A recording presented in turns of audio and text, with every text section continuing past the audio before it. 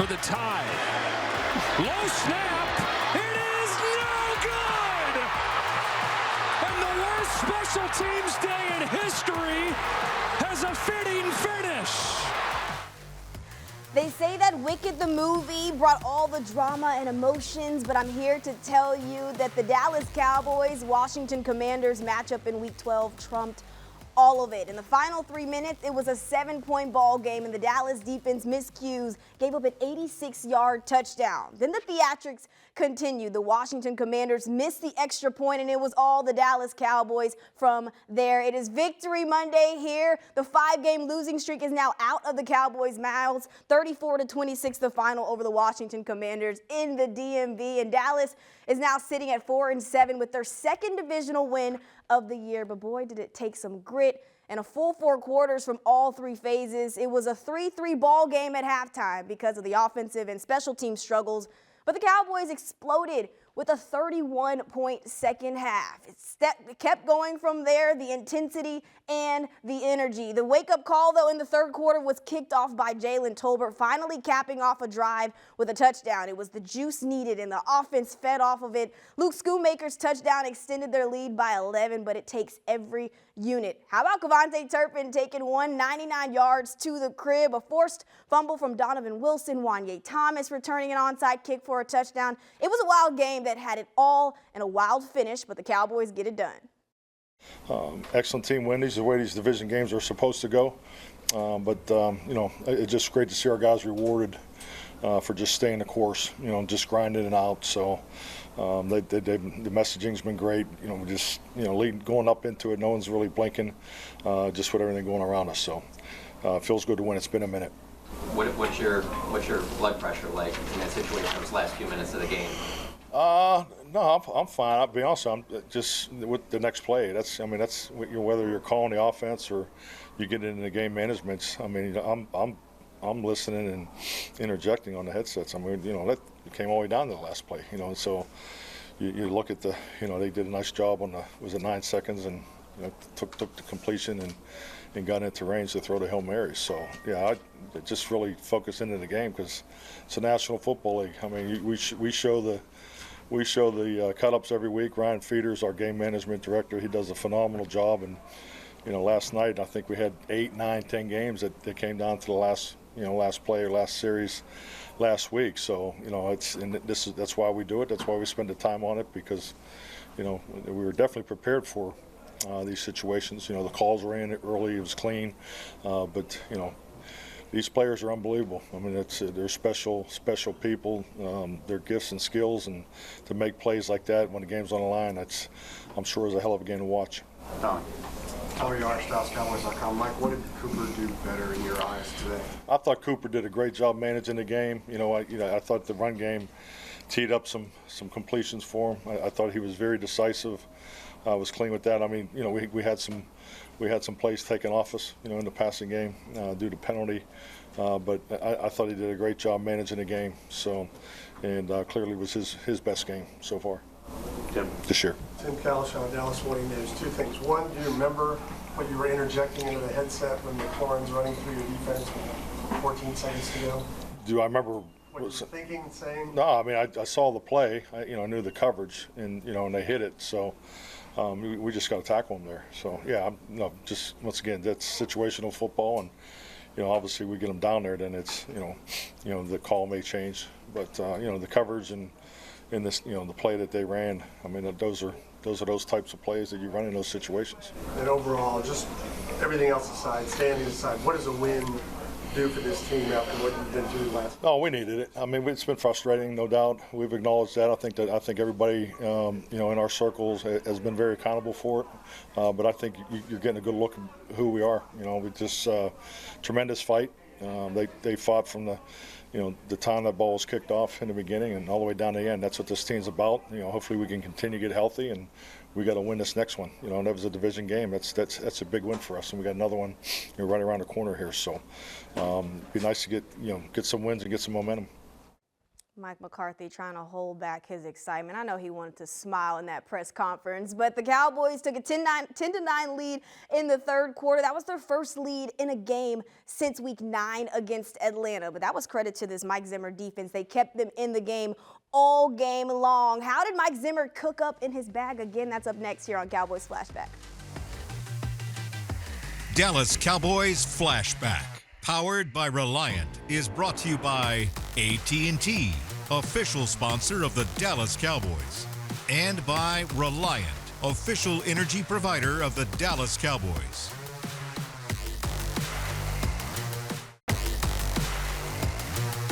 This segment is brought to you by AT&T, official sponsor of the Dallas Cowboys.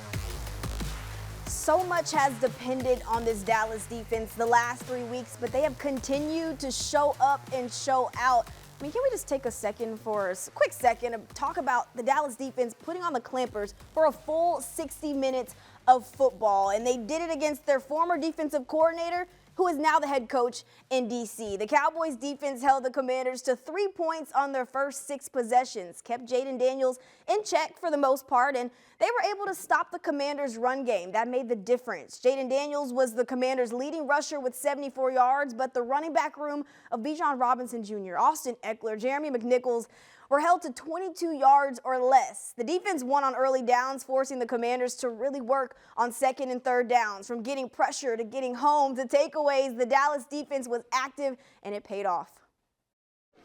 I think we had to make a statement as a defense and a team as a whole. Like, I don't think it was particularly a player, coach. I just think it was like, when is enough's enough? You know, you got to make that decision. And today it was in the direction, like we said, enough's enough. We're going to play all 4 quarters, but we want to finish better at the end. Yeah, we did a great job. I just wish we finished better at the end. You know, letting them get that touchdown at the end, that really bothered me. But that's what I mean when I say we're a good team. We're slowly putting games together. This time we did all 3 quarters. I would just like us to finish better in the 4th quarter, but we're definitely on our way to being a team that we want to be. What about the range of emotions when the kick, they missed the extra point, though, after that? I mean, going from that low to that high. Yeah, I mean, obviously you feel good because obviously you're in a position to win the game if you get another stop, but the point is you shouldn't even get there. Like, that's the reality of it. We shouldn't even get to hoping that they miss a field goal, we block a field goal. Like, we should be able to end the game on defense, get off, and we take a knee down, not all the kick returns and extra points and all that nonsense. Like, we should be able to end the game. And we had 13 points in the last 10 points in the last 4 minutes game. So that part really bothers me. We got to do a better job finishing, just playing high. But overall, I thought we had a great day. You can tell that we believe in what we're doing, and we having confidence in each other, and knowing that he's going to put us in the best position to go out there and succeed. And I feel like we did that today. I mean, I feel like we've been doing that for the last few weeks. We just the ball hasn't rolled our way, and this week it has. Thank you. Dono had the forced fumble. Like you have Nealon that came back. You guys had a little pressure on the quarterback. Yeah. Overall, did you think that this is how we're supposed to play the ball? Absolutely. Yeah. Who we're missing? Yes, exactly. That's exactly the type of ball, the brand of ball that we want to play. And I feel like it all came together today. We just got to clean up a few things, but at the end of the day, I feel like we fought and played hard and did what we were supposed to do out there, to execute. They've been very explosive on offense for most of the season. You guys held them really well in check for 3 quarters. What do you feel like you did well for the first however long? I'll well into the fourth quarter. We were just locked in. We just we got sloppy in the back end, and one of the times it was on me too. Just going out there lackadaisical, not thinking the game's over and things like that. But honestly, we just went to go out there and fight. We've been doing the same thing for 11 weeks, so I just feel like we all believe in each other and understanding that we can play really good ball together. No Kalen Carson, no Trayvon Diggs, and Deron Bland on a snap count will insert Josh Butler with a career day. He had 12 tackles. And then you have Chauncey Golston with his first career interception. Donovan Wilson, you see good things happen when he plays close to the line of scrimmage. You see a forced fumble out of that. But this defense has been clicking, playing the best ball the last 3 weeks. And now this offense is starting to feed off of that. How'd they get it done in Week 12 against the Commanders? That's up next. This segment was brought to you by AT&T, official sponsor of the Dallas Cowboys.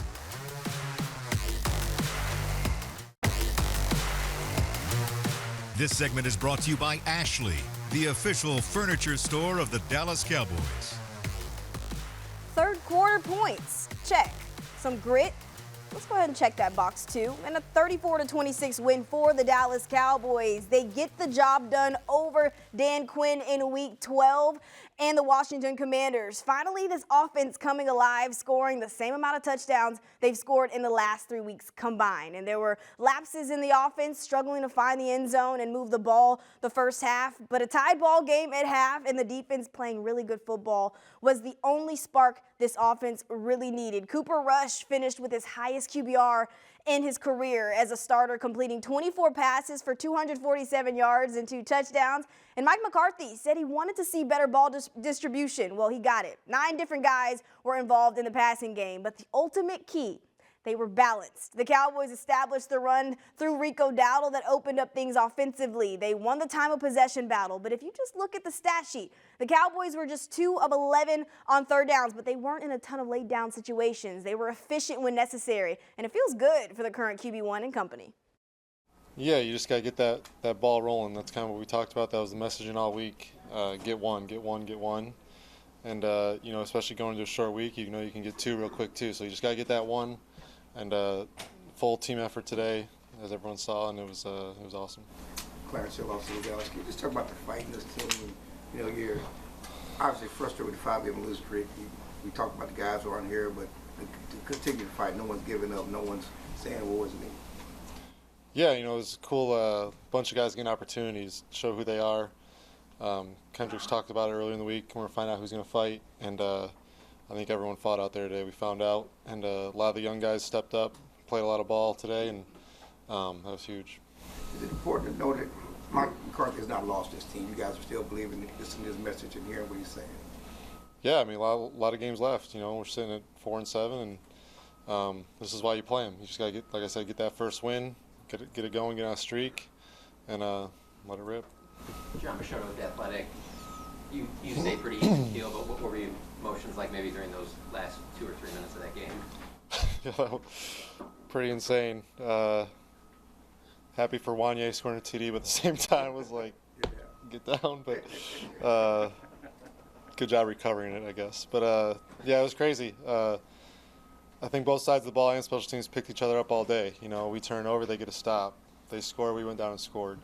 Brandon hits a deep field goal there, and Terp does his thing. I think it was a full team effort. Showed guys playing for each other, fighting for each other, and finally picking each other up like we're supposed to.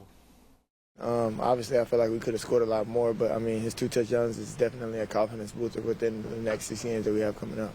You talk a lot about read by example, something that you've definitely been doing on the play that was negated, the interception, and you get back the fumble, and the play was negated, the message for the effort was. How important is that to keep for the locker room to keep going and keep showing?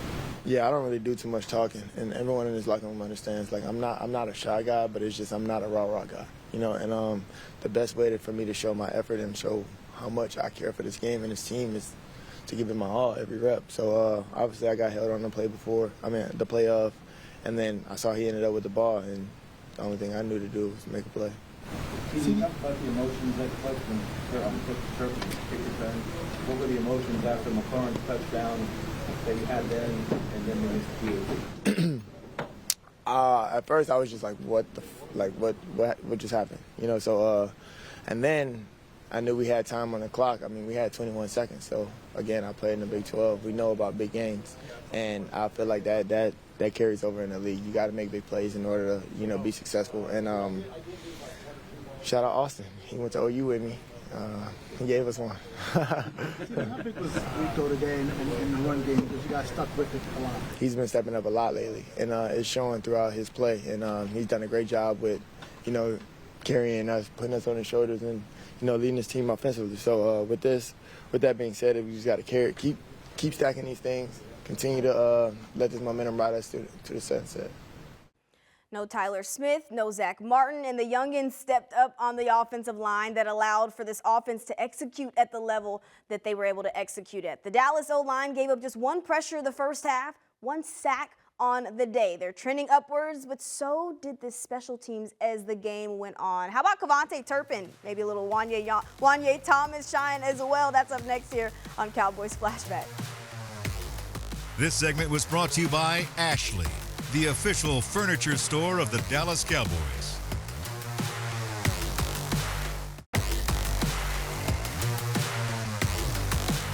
Timeouts and the 2-minute warning, they can kick this thing deep. Line drive to Turpin, and it bounces through his legs. Here he comes. Devontae Turpin spinning free. Here he goes. Fastest man in the NFL. Devontae Turpin takes it all the way. Touchdown, Dallas. From the cutback to the finish, I mean, Devontae Turpin put everyone in a blender, taking it 99 yards to the house. After that play alone, I mean, there's only one word to use when speaking on Devontae Turpin's name, and that is simply wow, for executing one of the nastiest spin moves you'll probably see on a kick return and avoiding a bad play. I mean, that right there is the definition of no crumbs left on the field. I always do it, bro, when I ain't got nowhere to go and I'm in trouble. So I know I can just get them going one way, then just spin back the other way. Ain't got nowhere to go. Something nobody ever seen before. Could you take us through the first, when the ball went through, and when you went back to pick it up, just what was going through your mind at that point? I really think about just going, get down, you know. But when I seen all of them going to the left, I just knew I can just, bring the spin move out, something nobody ever seen before. Hopefully I can get them from the backside, and I just slid right through. We remember when you came into this franchise, you had some excitement with touchdowns in the preseason, but first one in a regular season game. What does that moment mean? Man, I just feel good, man. Just, I always go out there just, just to compete, man. Just happy to be out, man. Just doing it for this franchise, man. Just happy to always blessed to be here. When you think about your story, where does this moment fit in? Man, just a long journey, but it still continues, man. It's a long marathon, but we still continue to go, man. Just one day at a time. Did you feel the momentum swing in that moment when you were coming to the sideline, the celebration? Did you guys feel that at that point? Yeah, man. I thought I iced it, man. That was the whole thing, man. I thought the game was over, but it never over to the Fat Lady Saints, man. Till it hit 0-0, man. Just glad the way we came out there and compete today. Devontae Turpin with his first career kickoff return touchdown. If you would have asked anybody, though, if they saw that coming. After the miscues on special teams Dallas had the entire first half, I don't think anyone would have said, yes, there was a blocked field goal, missed field goal, and a blocked punt. Then the second half, Devontae Turpin, Cookin, and Wanye Thomas followed suit, returning an onside kick for a touchdown for 43 yards.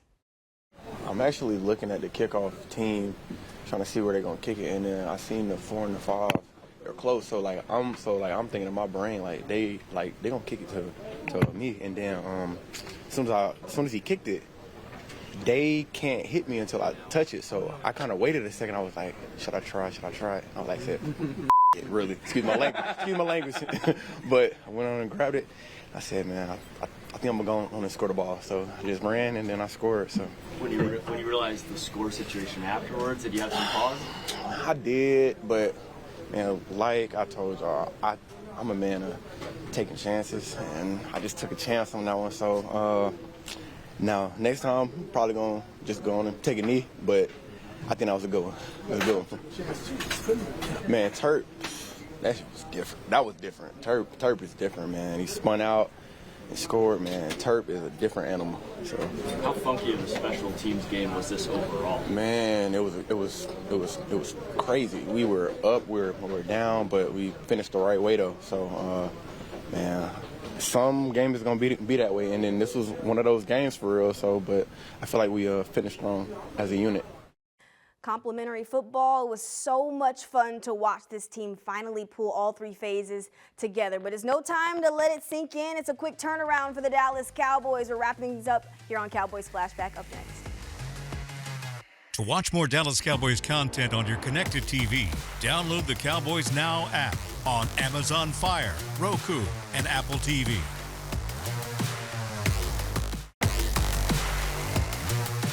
Dallas Cowboys Flashback, powered by Reliant, was brought to you by AT&T, official sponsor of the Dallas Cowboys, and by Reliant, an NRG company.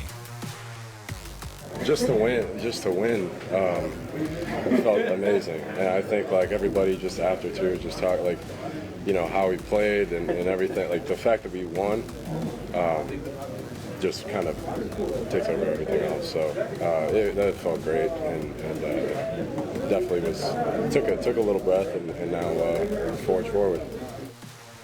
A bit of a sigh of relief for the Dallas Cowboys after Sunday because the losing streak is finally over. The 5-game losing streak at that is finally over and being put in the Cowboys' rearview mirror. But again, they finally clicked in all 3 phases, something they have not been able to do since week 1 against the Cleveland Browns. And hopefully they can carry some of that into Thanksgiving Day against the New York Giants, because this NFC East is still, the race is still up for grabs. You have Philly, who has a 5-game lead in first place. Second place is the Washington Commanders. Then there's third, the Dallas Cowboys. They're looking for a win on Thursday against the New York Giants, hoping to get it done.